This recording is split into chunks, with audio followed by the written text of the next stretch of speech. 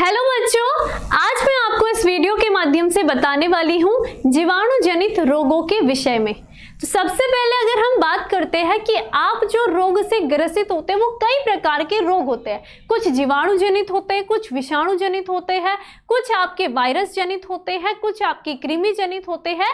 लेकिन आज की वीडियो में हम आपके दो प्रकार के जीवाणु जनित रोगों के बारे में पढ़ेंगे जो कि केवल जीवाणु के द्वारा होते हैं। तो चलिए, यहाँ पर आपको जो जीवाणु जनित रोग दिया गया है वो दो प्रकार के हैं। कौन कौन से हैं? एक आपका पढ़ना पड़ेगा आपको टाइफाइड के बारे में, और दूसरा आपको पढ़ना पड़ेगा निमोनिया के बारे में। तो आपने ये दोनों के दोनों नाम तो बहुत अच्छे तरीके से सुने होंगे, है ना। आपके आस पास पड़ोस में बहुत कहीं ना कहीं परिवार का कोई सदस्य या तो टाइफाइड रोग से ग्रसित होगा या तो क्या होता है, निमोनिया रोग से ग्रसित होता है।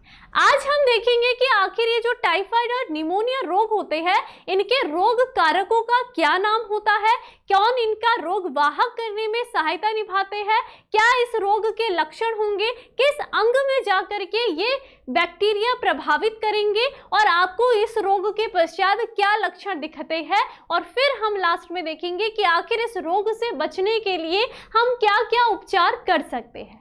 सबसे पहले हम बात करते हैं टाइफाइड के बारे में।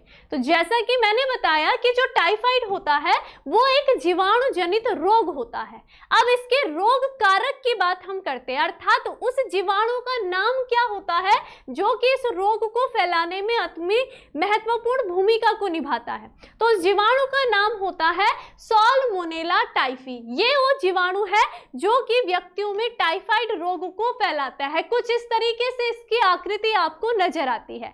अब इसके बाद हम ये बात करते हैं आखिर ये जो टाइफाइड रोग होता है ये शरीर में प्रवेश करता कैसे, आखिर इसका वाहक कौन है। वाहक अर्थात जो जिसके द्वारा ये फैल रहा है, ठीक है, जिसके द्वारा क्या होगा, जिसके ऊपर बैठ करके ये फैल रहा है। तो यहाँ पर जो वाहक का कार्य करते हैं वो करते हैं दूषित जल और भोजन। वाहक की अगर बात आती है तो दूषित जल और भोजन के कारण टाइफाइड रोग का साल्मोनेला टाइफी जीवाणु व्यक्ति के शरीर पर प्रवेश करता है। तो दूषित जल और भोजन से ये क्या होगा, वाहक होता है, ठीक है, यानी कि व्यक्तियों के शरीर पर पहुंचता है।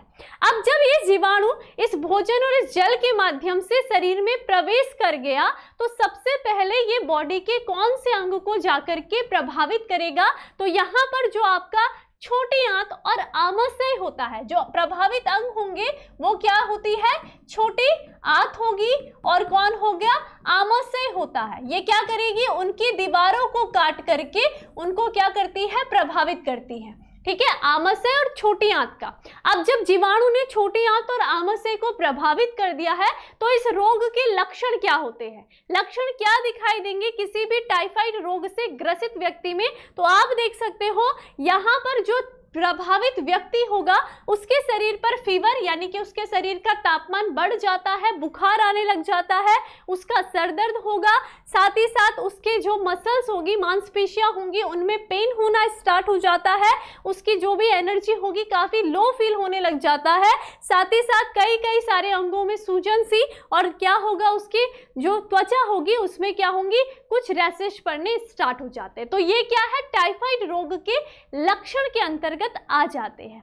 अब हम बात करेंगे कि आखिर इस टाइफाइड रोग का हम किस तरीके से परीक्षण करेंगे जिससे कि हमें पता चल जाए कि व्यक्ति टाइफाइड रोग से ग्रसित है। जब हमें ये पता चल जाएगा कि व्यक्ति टाइफाइड रोग से ग्रसित है तब ही हम उसका क्या कर सकते हैं, उपचार कर सकते हैं। तो यहाँ पर टाइफाइड रोग की जांच करने के लिए एक विशेष प्रकार के परीक्षण का उपयोग किया जाता है जिसे हम कहते हैं बिडाल परीक्षण।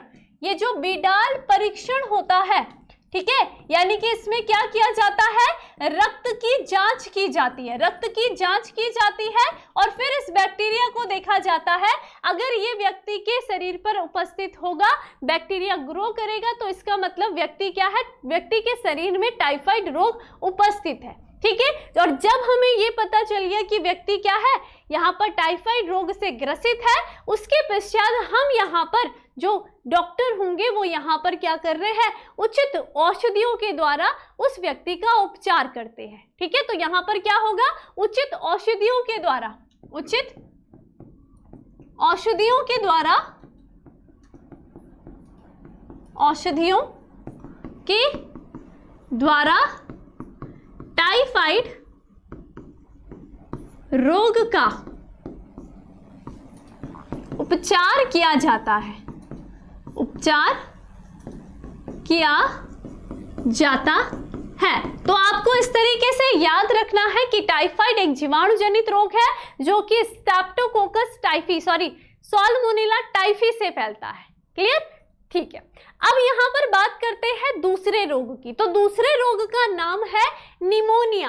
तो निमोनिया भी एक प्रकार का कैसा रोग है, जीवाणु जनित रोग है। ठीक है, ये क्या है, एक जीवाणु जनित रोग है जो कि इसका जो जीवाणु होता है उसका नाम होता है क्या, स्ट्रेप्टोकोकस न्यूमोनी, यानी कि स्ट्रेप्टोकोकस न्यूमोनी के द्वारा ये क्या होगा, ये निमोनिया रोग उत्पन्न होता है। क्लियर हो गया है? अब ये जो स्ट्रेप्टोकोकस न्यूमोनी का बैक्टीरिया होगा, आखिर ये व्यक्ति के शरीर पर प्रवेश कैसे करता है?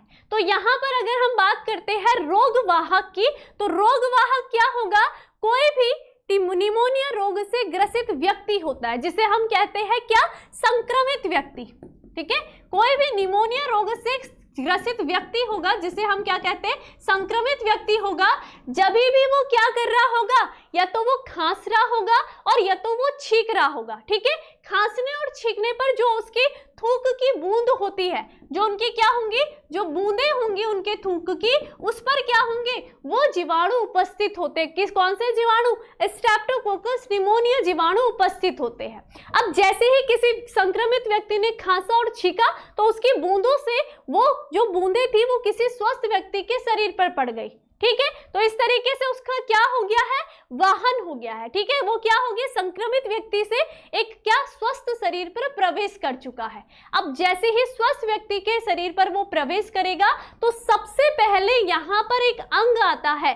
यहाँ पर एक किस अंग को प्रभावित करेगा, फेफड़े को। सबसे पहले जो निमोनिया रोग का जीवाणु होता है वो फेफड़े अंग को प्रभावित करता है। तो ये बात आपको याद रखना है, निमोनिया का जो प्रभावित अंग है वो फेफड़े है। अब फेफड़े है तो इसी से संबंधित हम यहाँ पर और कौन से अंग होते हैं, वायु कूपिकाएं होती है फेफड़ों में। ठीक है, श्वास नलिकाएं होती है। ठीक है, तो ये सारे अंग क्या होंगे, निमोनिया रोग से प्रभावित होना शुरू हो जाते हैं। ठीक है, जब भी व्यक्ति, अब यहाँ पर हम कह सकते हैं कि व्यक्ति क्या है, निमोनिया रोग से ग्रसित है। जैसे कि आप डायग्राम में देख रहे हो, ये इसका स्वस्थ फेफड़ा है, लेकिन आप यहाँ पर देखोगे इसके जो वायु कुपिका उसको आपको दिखा रखा है, तो उसमें आप देख रहे हो ये छोटे छोटे ये क्या है, निमोनिया रोग के बैक्टीरिया उपस्थित है। तो ऐसा व्यक्ति निमोनिया रोग से ग्रसित हो गया है। अब ग्रसित जब व्यक्ति हो गया है तो उस पे कुछ लक्षण दिखने स्टार्ट हो जाते हैं। लक्षण क्या होंगे निमोनिया रोग के, तो व्यक्ति के जो यहाँ पर उसको खांसी होने लग जाती है, सूखी खांसी होगी, साथ ही साथ उसके गले में ड्राइनेस सी होगी, सूखापन सा आने लगेगा, पेन होगा। ठीक है, उसका शरीर में फीवर उत्पन्न होने लग जाएगा, यानी कि बुखार आएगा। ठीक है, चेस्ट में पेन होना स्टार्ट हो जाता है। ठीक, पसीना आने लग जाएगा, थकान बहुत जल्दी होगी, व्यक्ति का शरीर कमजोर होने लग जाता है क्योंकि उसको भूख कम लगने लगती है। तो इस तरीके से निमोनिया रोग के आप लक्षणों का पता लगा सकते हो। क्लियर हो गई ये बातें? ठीक है, अब यहाँ पर निमोनिया रोग में भी क्या किया जाएगा, पहले इसका परीक्षण किया जाता है और लास्ट में जो भी हमारे चिकित्सक होते हैं, जैसे ही उनको पता चलेगा कि व्यक्ति संक्रमित है निमोनिया रोग से, तो तुरंत उसको क्या देनी स्टार्ट हो जाती है, उचित औषधियां। जो निमोनिया रोग के लिए यहाँ पर जिम्मेदार औषधियां होंगी उसको सही करने के लिए तो चिकित्सक के द्वारा संक्रमित व्यक्ति को उचित औषधियां दी जाती है और फिर उस व्यक्ति का क्या किया जाता है, उपचार किया जाता है। तो इस तरीके से आपने देखा कि जो आपके जीवाणु जनित रोग थे, ठीक है, जो आपके कौन से थे, जीवाणु जनित रोग थे, उनमें हमने दो रोगों के बारे में पढ़ा है, एक आपका टाइफाइड और एक आपका निमोनिया। टाइफाइड का रोग वाहक का नाम है आपका साल्मोनेला सैल्मोनेला टाइफी और निमोनिया का स्ट्रेप्टोकोकस निमोनिया। किस तरीके से ये प्रभावित अंग होते हैं, क्या लक्षण दिखते हैं और किस तरीके से उपचार किया जाता है, ये आज की वीडियो में हमने जाना।